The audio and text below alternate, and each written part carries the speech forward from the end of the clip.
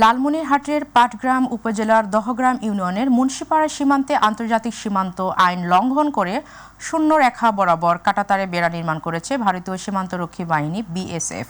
শুক্রবার বিজিবির বাধায় শেষ পর্যন্ত কাজ বন্ধ রেখেছে ভারত। তবে ইতিমধ্যে ওই সীমান্তে 1.5 কিলোমিটার কাঁটাতারে বেড়া নির্মাণ করে ফেলেছে বিএসএফ। আজ দুই দেশের সীমান্তরক্ষী বাহিনীর উচ্চ পর্যায়ে বৈঠক অনুষ্ঠিত হবে এবং ওই এলাকার সকল সীমান্ত পিলার পরিদর্শন করে সিদ্ধান্ত নেওয়া হবে বলে জানিয়েছেন 51 ব্যাটালিয়ন বিজেপির অধিনায়ক লেফটেন্যান্ট কর্নেল সেলিম আলদিন।